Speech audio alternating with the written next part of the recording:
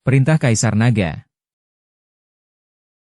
Audiobook, novel silat, episode 709. Saat ini, kondisinya sangat buruk, wajahnya bengkak seperti kepala babi, energi iblisnya kacau balau, dan luka dalamnya parah. Sementara itu, Dev yang tampak aneh di hadapannya memiliki aura yang tak terduga dan kuat, dan kekuatan yang baru saja ia tunjukkan sungguh mengerikan. Jika ia tinggal lebih lama lagi, lupakan balas dendam, ia mungkin benar-benar mati di sini hari ini. Selain itu, kekuatan Yusman Ling jelas pulih setelah beristirahat sejenak. Selama ia masih hidup, ia selalu bisa bertarung lagi. Ia akan membalas penghinaan hari ini 100 kali lipat di masa depan. Dev Chen. Slobodan Hun meraung dari mulutnya yang bengkak dan bocor, suaranya serak dan tak menyenangkan, aku akan mengingatmu. Dalam hidupku, akan kuingat sampai mati. Jika aku tidak membalaskan dendam ini, aku, Slobodan Hun, bersumpah aku bukan manusia iblis.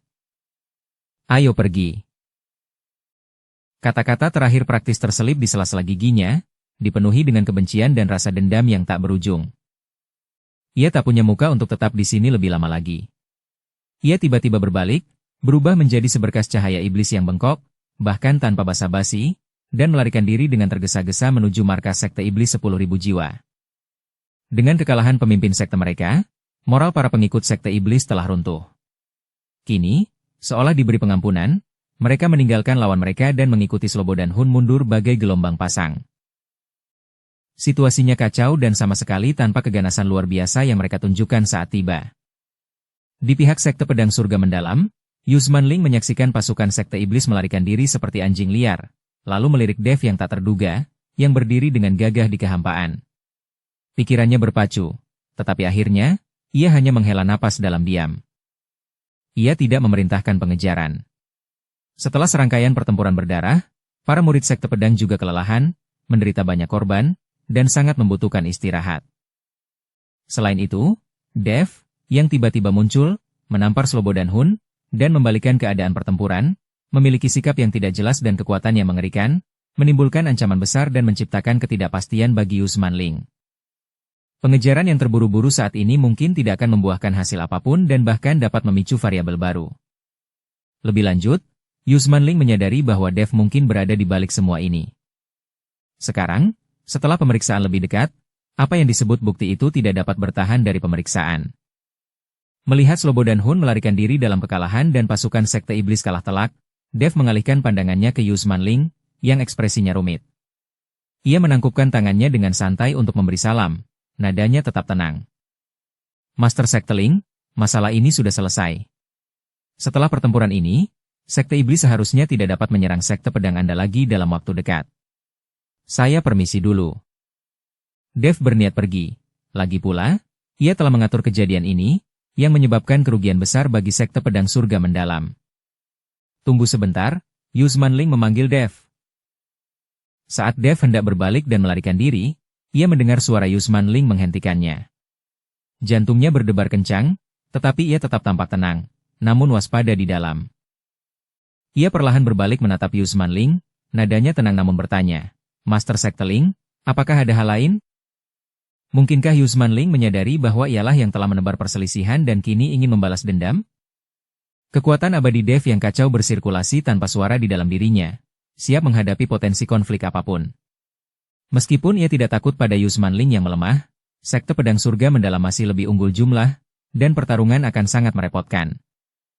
Namun, kata-kata Yusman Ling selanjutnya membuatnya terkejut. Yusman Ling memaksakan senyum yang agak rumit namun tidak bermusuhan, menangkupkan tangannya, dan berkata, Rekan Taois Chen, mohon tunggu. Meskipun pertempuran hari ini memiliki penyebab yang aneh, kemunculanmu dan serangan telapak tanganmu, ya, itu mengejutkan Slobodan. Secara objektif meringankan krisis mendesak sekte pedang surga mendalamku dan mencegah jatuhnya korban yang lebih besar di antara murid-murid kami. Terlepas dari niat awalmu, atas nama seluruh sekte pedang surga mendalam, aku, Yusman Ling, berterima kasih atas hal ini. Dev mengangkat alis sedikit, tetap tidak berkomitmen. Yusman Ling melanjutkan, Rekan Taois, kekuatanmu tak terduga, asal-usulmu luar biasa, dan kau bahkan terhubung dengan iblis agung 10.000 tahun yang lalu. Yang mulia pemakan jiwa, masalah ini menyangkut keselamatan surga ke-10 dan bahkan alam bawah. Aku punya banyak pertanyaan dalam pikiranku dan ingin meminta klarifikasimu. Aku ingin tahu, maukah kau memberiku kehormatan untuk tinggal di sekte pedang surga mendalamku selama beberapa hari? Aku pasti akan memperlakukanmu dengan penuh hormat, tanpa sedikit pun mengabaikan, dan aku tidak akan melakukan apapun yang merugikanmu karena apa yang terjadi sebelumnya. Aku bersumpah demi ini dengan iblis batinku. Saat berbicara, ekspresi Yusman Ling menjadi serius, dan ia mengangkat tangannya, seolah-olah bersumpah. Pikiran Dev berkecamuk. Pergi ke sekte pedang surga mendalam? Ia sekarang ingin kembali ke sekte 10.000 binatang untuk memeriksa situasi. Lagi pula, meskipun sekte iblis telah mundur, bahaya tersembunyi tetap ada. Selain itu, ia adalah dalang di balik hasutan ini. Dia merasa canggung dan malu untuk pergi mengunjungi korban yang telah dimanfaatkannya. Keramahan Master Sekte Ling sangat dihargai, kata Dev, sambil membungkuk sebagai balasan. Ia menawarkan alasan untuk menolak, namun, saya memiliki urusan mendesak yang harus diselesaikan dan harus segera kembali ke sekte 10.000 binatang. Jika saya punya waktu luang di lain hari, saya pasti akan mengunjungi Anda, rekan Taois Chen. Yusman Ling menyela Dev dengan tegas, nadanya sopan namun tetap memancarkan aura kewibawaan yang tak terbantahkan. Masalah ini menyangkut sang pemakan jiwa, struktur surga ke-10, dan sama sekali bukan urusan pribadi saya. Karena Anda, rekan Taois, adalah musuh iblis pemakan jiwa itu, Anda sekarang adalah sekutu sekte pedang Xuantian saya dan bahkan jalan lurus surga ke-10. Aku mendesakmu untuk kembali ke sekteku bersamaku untuk berdiskusi dan berbagi apa yang kau ketahui tentang pelahap jiwa. Kalau tidak, Yusman Ling berhenti sejenak, tatapannya tertuju pada Dev. Kalau tidak, kekuatan dan metode yang kau tunjukkan hari ini, dan pencapaianmu dalam memicu perang antara kedua sekte, kemungkinan besar akan menarik minat dan perhatian yang tidak perlu dari kekuatan lain di surga ke-10 terhadapmu dan sekte 10.000 binatang milikmu. Kata-katanya mengandung ancaman terselubung. Artinya jelas, Dev, kau telah menyebabkan kehebohan hari ini, menunjukkan kekuatan yang begitu aneh, dan terhubung dengan pelahap jiwa. Jika kau tidak bekerja sama, sekte pedang surga mendalam mungkin tidak dapat berbuat apa-apa kepadamu untuk saat ini, tetapi begitu berita itu menyebar, orang-orang tentu akan mencari masalah denganmu dan sekte 10.000 binatang. Dev sedikit mengernyit, agak tidak senang, tetapi ia harus mengakui bahwa kata-kata Yusman Ling masuk akal. Dia memang terlalu mencolok hari ini, menampar Slobodan Hun dan menyebut-nyebut pelahap jiwa. Mustahil untuk tidak menarik perhatian. Jika ini membawa lebih banyak masalah bagi sekte 10.000 binatang, tentu saja itu bukan yang diinginkannya. Melihat Dev ragu-ragu, nada suara Yusman Ling melunak, meyakinkannya, rekan Taois Chen, yakinlah, aku, Yusman Ling, menjamin dengan reputasi sekte pedang surga mendalam selama 10.000 tahun, bahwa undanganku semata-mata untuk membahas cara menghadapi pelahap jiwa dan sekte iblis 10.000 jiwa, sama sekali tidak ada niat jahat. Setelah kita mencapai rencana, apakah kau pergi atau tinggal, rekan Taois, bukanlah masalah. Terlebih lagi, sekteku bersedia membentuk aliansi dengan sekte 10.000 binatang untuk bersama-sama menghadapi ancaman sekte iblis. Setelah mengatakan ini, jika Dev menolak dengan tegas, itu hanya akan membuatnya tampak bersalah dan mungkin akan langsung memperburuk konflik. Ia mendesah dalam hati, tak berdaya. Benar saja, masalah mengikuti pertunjukan keberanian ini. Kalau begitu, Dev mengangguk, senyum tak berdaya tersungging di wajahnya. Kalau begitu aku, Dev Chen, akan merepotkan Master Sekte Ling selama beberapa hari. Hahaha, bagus, hebat. Rekan Taois Chen memang orang yang bijaksana. Yusman Ling tersenyum, lega dalam hati. Ia memang dipenuhi rasa ingin tahu dan kekhawatiran terhadap Dev, tetapi ia juga sungguh-sungguh ingin mendapatkan informasi tentang pemakan jiwa darinya. Iblis ini, yang telah mendatangkan malapetaka di surga ke-9 dan bahkan tingkat yang lebih tinggi 10.000 tahun yang lalu, telah muncul kembali, ia tak boleh lengah. Bersihkan medan perang, obati yang terluka, dan kembali ke sekte. Yusman Ling memerintahkan prajuritnya, lalu memberi isyarat agar Dev mengikutinya. Rekan Taois Chen, silakan ikut denganku. Dev mengangguk, melirik sekali lagi ke arah sekte 10.000 binatang, sedikit kegelisahan merayapi hatinya. Namun untuk saat ini, dia hanya bisa mengesampingkan masalah dan mengikuti Yusman Ling, berubah menjadi 2 garis cahaya dan menuju sekte pedang surga mendalam di pegunungan 10.000 pedang. Sementara itu, di jalan yang mengarah dari dataran darah merah menuju markas sekte iblis 10.000 jiwa. suasana di antara pasukan Sekte Iblis 10.000 jiwa yang kalah terasa sangat mencekam. Mereka datang dengan momentum yang luar biasa, tetapi kembali seperti anjing liar. Lebih memalukan lagi, pemimpin sekte mereka, Slobodan Hun, telah ditampar di depan umum oleh seorang junior di peringkat ke-7 alam dewa surgawi. Penghinaan ini menggantung seperti awan tebal di hati setiap murid Sekte Iblis. Slobodan Hun telah meminum pil penyembuh, dan bengkak di wajahnya agak mereda, tetapi bekas 5 jari yang jelas masih samar-samar terlihat. Ia tetap diam sepanjang jalan, matanya berkobar dengan kebencian dan niat membunuh. Aura menindas yang terpancar darinya membuat para tetua yang menemaninya ketakutan, yang tak berani mengucapkan sepatah kata pun. Master Sekte? Seorang tetua kepercayaan akhirnya mengumpulkan keberaniannya dan dengan hati-hati memulai, kekalahan ini semua karena Dev yang licik, yang menabur perselisihan. Jika kita tidak membalas dendam ini, bagaimana Sekte Iblis 10.000 jiwa bisa mempertahankan pijakannya di surga ke-10? Slobodan Hun tiba-tiba menghentikan pelariannya, berbalik, dan menatap tajam ke arah tetua yang baru saja berbicara, membuatnya sangat terkejut hingga hampir jatuh dari langit. Apa? Balas dendam? Bagaimana kita bisa membalas dendam? Suara Slobodan Hun serak, seperti amplas yang digores, aku belum pulih sepenuhnya, dan hampir 30% pasukan elit sekte kita telah gugur. Meskipun Sekte Pedang Surga Mendalam juga telah menderita banyak korban, dengan kehadiran Dev yang aneh itu, menyerang Sekte Binatang Buas Segudang sekarang sama saja dengan masuk perangkap. Tetua itu menelan ludah, kilatan sinis di matanya, dan berbisik, Master Sekte, Dev itu tahu bagaimana menabur perselisihan, menyebabkan sekte kita dan Sekte Pedang Surga Mendalam menderita kerugian besar. Mengapa kita harus, tidak bisakah kau memperlakukan orang lain sebagaimana kau diperlakukan mereka? Oh?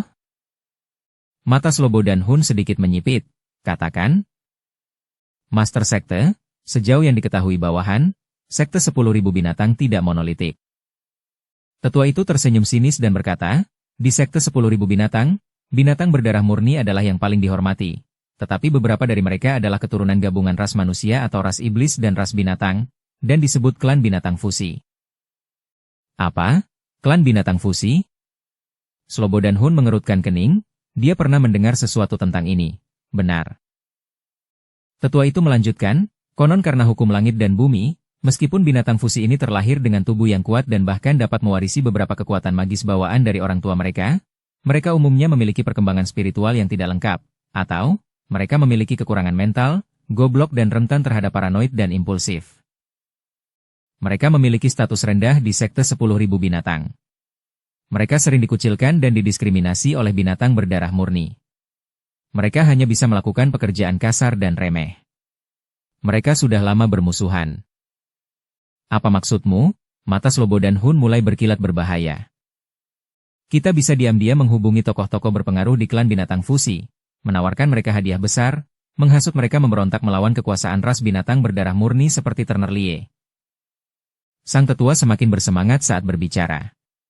Kita bisa berjanji bahwa jika mereka bisa mengendalikan Sekte 10.000 binatang, Sekte Iblis 10.000 jiwa kita akan mengakui status mereka, membentuk aliansi dengan mereka, dan berbagi sumber daya. Kita bahkan bisa membantu mereka mengatasi kekurangan intelektual mereka. Binatang-binatang berpikiran sederhana itu, yang telah lama tertindas, pasti menyimpan dendam. Sedikit provokasi, ditambah dukungan dan janji yang tampaknya kuat, akan dengan mudah mendorong mereka untuk mengambil tindakan nekat. Begitu Sekte 10.000 binatang dilanda kekacauan, Turner Lie dan yang lainnya akan terlalu sibuk untuk melawan pemberontakan. Pada saat itu, kita mungkin menuai keuntungan, atau kita mungkin memanfaatkan kesempatan untuk mengambil alih Sekte 10.000 binatang dalam satu serangan. Bahkan jika Dev kembali, apa yang bisa dia lakukan melawan sekte yang terpecah belah secara internal? Setelah mendengarkan, Slobodan Hun terdiam sejenak, lalu senyum ganas dan kejam muncul di wajahnya. Luar biasa. Sebuah rencana brilian, lawan api dengan api. Sebuah rencana brilian. Slobodan Hun menggertakkan giginya. Lakukan apa katamu. Segera pilih tetua atau murid yang cerdas dan ahli dalam seni penyembunyian dan sihir, membawa harta dan janji berharga, untuk diam-diam menyusup ke pegunungan 10.000 binatang dan menghubungi para petinggi klan binatang fusi. Aku akan membuat Turner Lie merasakan pahitnya dibakar di halaman belakangnya. Aku akan memastikan Dev tidak akan pernah pergi ke Sekte 10.000 binatang lagi. Baik, Ketua Sekte. Tetua itu menerima perintah itu dan segera berbalik untuk membuat pengaturan. Sebuah konspirasi melawan sekte 10.000 binatang diam-diam terungkap selama mundurnya sekte iblis 10.000 jiwa. Setelah kepergian Dev, sekte 10.000 binatang untuk sementara kembali tenang. Berita tentang mundurnya sekte iblis 10.000 jiwa sangat meningkatkan moral sekte tersebut, dan Turner Lie dan yang lainnya merasa semakin bersyukur dan bergantung pada Dev. Namun, di balik permukaan yang tampak tenang ini, ada arus bawah yang bergejolak. Di tepi pegunungan binatang, di area yang khusus diperuntukkan bagi klan binatang fusi, lingkungannya relatif tandus, dan bangunan-bangunannya jauh lebih sederhana daripada yang ada di area inti. Para binatang fusi yang tinggal di sini beragam bentuknya, beberapa setengah manusia, setengah binatang, sementara yang lain mempertahankan ciri-ciri yang lebih mirip binatang, tetapi kebanyakan dari mereka membawa rasa mati rasa, tekanan, dan kebencian tersembunyi di mata mereka. Di dalam sebuah gua besar, cahaya api yang berkelap-kelip menerangi beberapa sosok yang mengesankan. Pemimpinnya adalah seorang pria kekar setinggi hampir 3 meter, bersisik merah tua, dengan kepala menyerupai singa tetapi tidak sepenuhnya, tanduk tunggal di dahinya, dan ekor panjang yang ditutupi duri tulang menjuntai di belakangnya. Saat ini, ia adalah pemimpin terkuat dan paling bergengsi dari klan binatang fusi, George Zheng. Di hadapan George Zheng berdiri dua sosok berjubah hitam, aura mereka tersembunyi. Salah satu dari mereka berbisik menggoda, "Pemimpin klan Zheng, kami sangat memahami kesulitan Anda. Memiliki kekuatan yang luar biasa, namun dikucilkan dan ditindas oleh para manusia binatang berdarah murni yang mengaku mulia, karena garis keturunanmu yang tidak murni, terpaksa tinggal di tanah tandus ini, bahkan mengandalkan amal untuk sumber daya kultivasi. Apakah itu adil?" George Zheng tetap diam, matanya yang besar dan seperti lonceng tembaga berkilat dengan emosi yang kompleks, kemarahan, penghinaan, dan sedikit ambisi yang samar. Sosok lain berjubah hitam menyela, "Pemimpin sekte kami sangat mengagumi kekuatan dan potensi klan binatang fusi." Dia berjanji bahwa selama ketua George Zheng bersedia memimpin rakyatnya untuk bangkit, merebut kembali semua yang menjadi hakmu, dan mengambil alih sekte 10.000 binatang. Sekte iblis 10.000 jiwa kami akan memberikan dukungan penuh. Sumber daya, teknik kultivasi, status, dan bahkan metode rahasia untuk membantumu mengatasi kekurangan intelektualmu dan menjadi secerdas manusia binatang berdarah murni. Kami dapat menyediakan semuanya. Pada saat itu, kalian bukan lagi binatang fusi inferior, melainkan penguasa sejati sekte 10.000 binatang.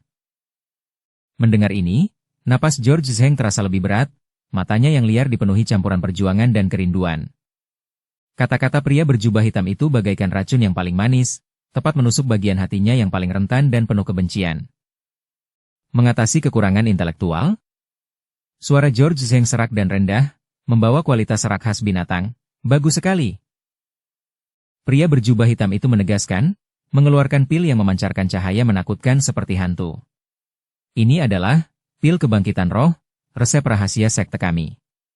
Meskipun tidak dapat sepenuhnya mengubah batasan hukum langit dan bumi, pil ini dapat, sampai batas tertentu, merangsang potensi, menstabilkan jiwa, dan membuat pikiran pengguna lebih jernih, sehingga lebih mudah untuk memahami misteri teknik kultivasi. Selama pemimpin George Zheng mengangguk, pil ini, dan banyak sumber daya lainnya yang akan datang, akan terus disediakan. Menatap ramuan yang memikat dan masa depan cerah yang digambarkan oleh pria berjubah hitam, jejak keraguan terakhir di mata George Zheng tergantikan oleh ambisi yang membara. Ia teringat akan penghinaan yang diderita rakyatnya, sikap angkuh para manusia binatang berdarah murni, distribusi sumber daya yang tidak adil, semua kebencian itu menyala menjadi api pemberontakan yang membara. Ia tiba-tiba mengulurkan cakarnya yang besar dan bersisik, menyambar pil kebangkitan roh, dan menelannya tanpa ragu. Sensasi dingin dan menyengat langsung membanjiri pikirannya. Ia merasa pikirannya menjadi lebih jernih, tetapi dorongan yang lebih dalam dan lebih keras tampaknya juga menyala bersamaan. Baiklah. Aku setuju. George Zheng meraung, bagaimana kau akan mendukung kami? Pria berjubah hitam itu diam-diam gembira, mengetahui bahwa rencananya sebagian besar telah selesai. Ia segera berbisik, kami akan menyediakan sejumlah jimat iblis yang kuat dan artefak sihir penghancur diri sekali pakai untuk membantu kalian menciptakan kekacauan dan membunuh anggota berpangkat tinggi saat diaktifkan.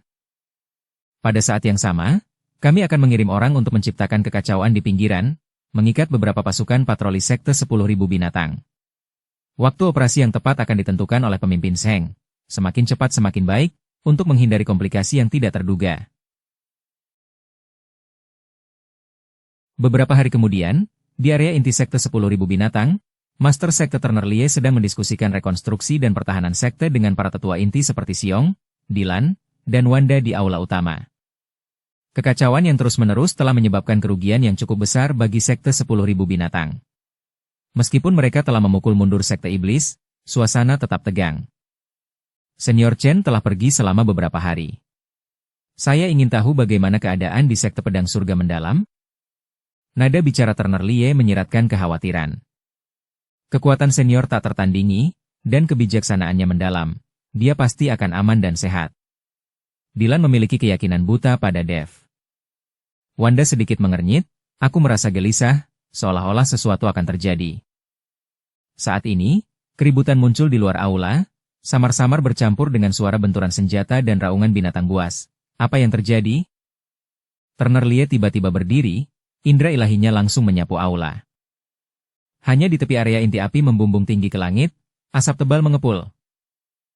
Prajurit binatang fusi yang tak terhitung jumlahnya dari berbagai bentuk, seperti arus deras yang dahsyat, dipimpin oleh beberapa sosok misterius yang jelas bukan anggota sekte 10.000 binatang, melancarkan serangan brutal terhadap para penjaga manusia binatang berdarah murni yang melindungi area inti.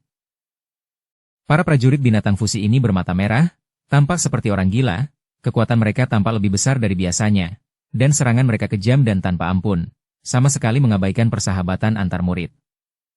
Dengan memanfaatkan keakraban mereka dengan medan, ditambah jimat berbahaya dan artefak magis yang disediakan oleh sekte iblis, mereka membuat penjaga manusia binatang berdarah murni itu lengah.